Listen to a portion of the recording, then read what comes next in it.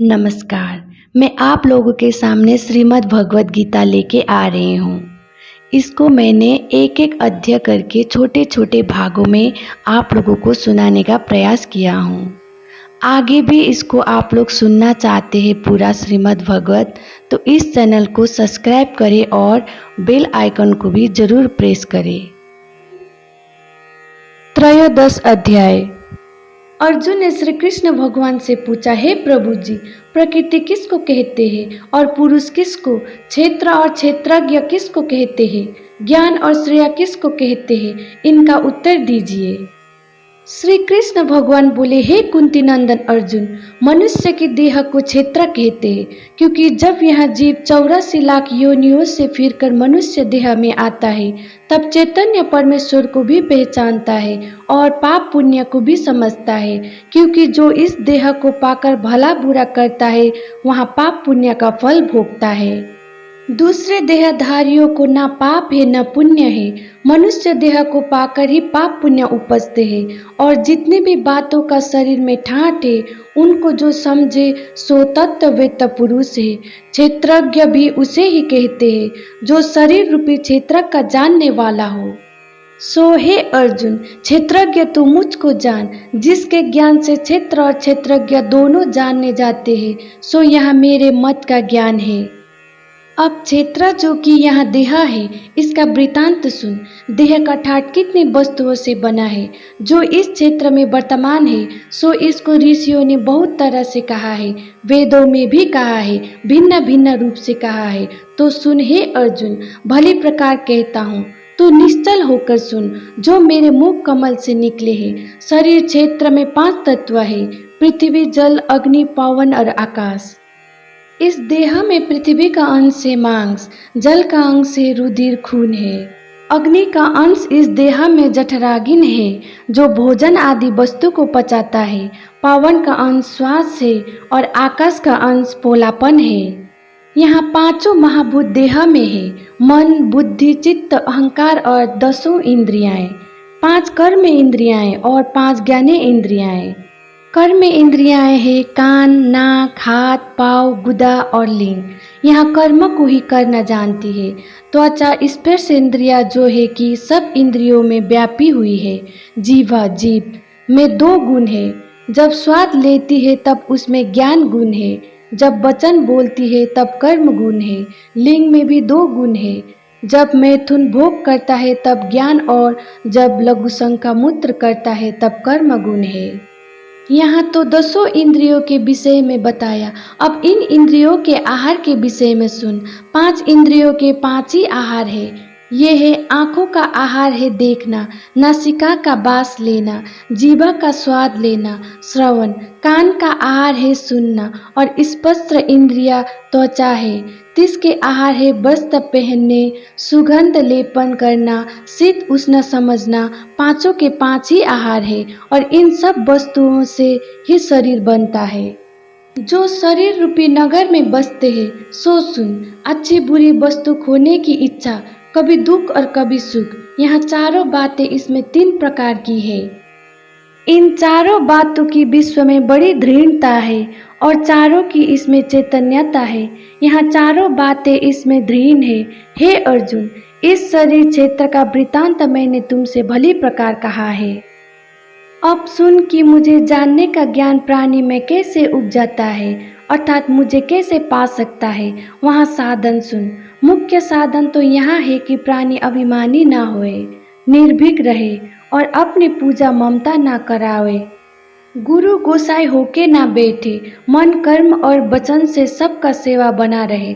ऐसा पाखंडी भी ना होए कि चौकड़ी मारकर और नेत्र मूंद कर बैठा रहे, लोग समझे कि कोई बड़ा तपस्वी बैठा है और वहाँ मन में विषय भोगों की वासना करे। मुझे पाने की इच्छा करने वाला प्राणी तो पाखंड से रहित हो, मन से किसी का बुरा ना चाहे, मन कर्म वचन से किसी को दुख ना पहुँचावे और ना ही वाणी से दुर्वचन कहे, किसी को हाथ से मारे नहीं, पैर से चलकर किसी का बुरा ना करे, किसी स्थावर जंगम को दुख ना देवे, यदि कोई उसे स्वयं को भी दुख पहुँचाए तो उसका बुरा ना माने, क्षमाशील हो, सबके साथ नम्र भाव से रहे और अच्छे मार्ग का उपदेश करने वाले गुरु की सेवा करे। जल मृतिका से अपनी देह पवित्र रखे, धर्म कर मन को निश्चल रखे, इंद्रियों के भोगों से उदास रहे, अहंकार से विरक्त हो। जो प्राणी यहाँ साधन करता है वहाँ जन्म मरण के बंधनों से रहित होकर मुक्त होगा। अब और साधन सुन। पुत्र स्त्री और घर के संबंधियों से मोह न लगाए और शत्रुता मित्रता से रहित रहे, सदा एक सा रहे, मेरे साथ आनंद से रहे। जिस प्रकार पतिव्रता स्त्री अपने पति की सेवा करती है और पराये पुरुष की ओर नहीं देखती, वैसे ही मेरा भक्त मुझे ही सिमरे और किसी दूसरे का नाम ना लेवे। ऐसे मेरे साथ होवे और एकांत बैठे संसारी मनुष्य का संग ना करे। मैं सब आत्माओं का ठाकुर अधिकारी हूँ। जो मुझे ईश्वर आध्यात्मिक जानने को एकांत में बैठे और देखे कि आध्यात्मिक ईश्वर ठाकुर कैसा है। हे अर्जुन, ये सब साधन मैंने तुझे ज्ञान पाने के निमित्त कहे। इन साधनों के बिना जो कुछ करे सो अज्ञान जान। जन्म जरा और मृत्यु से जो जन रहे उदास, संबंधी सब त्याग दे बने ईश का दास। बने ईश का दास उसे कुछ रोग न व्यापे, सूक्ष्म और स्थूल जिसे हरगिज नहीं जापे। सूत दारा और लक्ष्मी सम दृष्टि मानी, रहे दूर और निकट वही निर्मोही ज्ञानी। यहाँ तो ज्ञान के साधन है, जैसे दीपक की सामग्री तेल रुई अग्नि सब के सहयोग से दीपक जलाकर घर में रखा जाता है। उसके उजाले में घर में रखी हर वस्तु देखी जाती है, इसीलिए ज्ञान तो दीपक है। हे अर्जुन, तूने जो यज्ञ का प्रश्न किया था सो मैं ही हूँ, इस कारण से मेरा नाम यज्ञ है।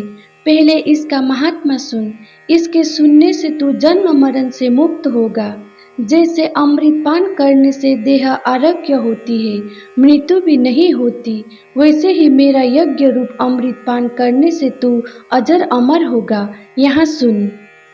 ज्ञेय अनादि है, जिसका आदि नहीं, सबसे परे है, इसी को पर ब्रह्म कहते हैं। देव जीव इससे परे है और सब जगहों में नेत्र हाथ सिर श्रवण कान इत्यादि अंगों में व्यापक है। सब जगह बस रहा है, सब इंद्रियों के गुण का प्रकाश है, सब इंद्रियों से रहित है और सब में मिला हुआ है, सब करने वाला है। आप निर्गुण है और अवगुणों को भोगता है। स्थावर जंगम जो भूत प्राणी है, उनके बाहर और भीतर व्यापक है और सूक्ष्म है, जाना नहीं जाता। इससे परमेश्वर को दूर करते हैं। सब में व्यापक मौजूद भी है और सबसे न्यारा अलग भी है। इसे हे अर्जुन, तू ज्ञेय जान। सब संसार को ग्रास लेता है, तब उसका नाम ग्रासन होता है। जब संसार को प्रकट करता है तब उसका नाम उत्पत्ति करता है। जब संसार के अंदर बाहर व्यापकता है तब उसे विष्णु कहते हैं। सूर्य से लेकर जितने भी ज्योति वाले हैं, उन सब की ज्योति तू मुझको जान। तम अर्थात जो अंधकार है, अज्ञान इससे दूर है। हे अर्जुन, यहाँ ज्ञेय के जानने का ज्ञान है। इस ज्ञान से ही मैं जाना जाता हूँ। मैं हाथ से नहीं पकड़ा जाता और ना ही आंखों से दिखाई देता हूँ। मैं सबके हृदय में बसता हूँ। हे अर्जुन, यहाँ मैंने क्षेत्र क्षेत्रज्ञ और ज्ञान ज्ञेय का वृतांत अलग अलग कहा है। हे अर्जुन, मेरे भक्त इस प्रकार मुझे समझकर मेरे चरण कमलों में श्रद्धा प्रीति लगाते हैं। अब प्रकृति पुरुष का वृतांत सुन। प्रकृति जो माया है और पुरुष जो जीव है, इन्हें तू अनादि जान। जैसे मेरा आदि अंत नहीं है, जब से मैं हूँ तब से यहाँ भी है।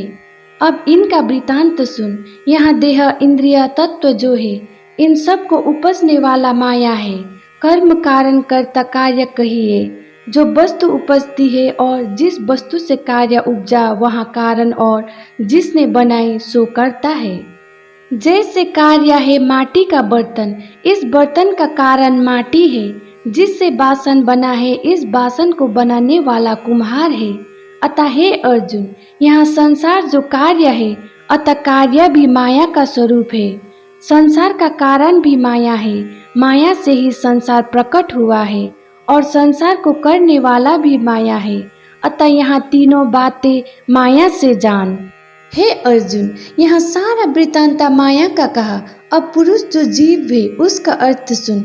इस प्रकृति का उपजाया हुआ यहाँ जो शरीर नामी नगर है, इसमें सुख दुख भोगता जीव है। प्रकृति से उपजते हुए जो देह इंद्रिया तीनों गुण में भोगे है, तीनों गुणों के संयोग का रंग इस जीव को लगता है। तीनों रंगों से रंग जाता है। गुणों की संगत कर यहाँ जीव भरमाता फिरता है। हे अर्जुन, अब सुन कि मैं कैसा हूँ। इस माया और जीव ने परस्पर मिलकर मेरे आगे एक कौतुक रचा है, सो इनके कौतुक को देखने वाला मैं हूँ। जीव और माया के निवारण वाला भी मैं हूँ। हे अर्जुन, यहाँ दोनों मुझको नमस्कार करते हैं। इन दोनों का न्याय करने वाला भी मैं हूँ।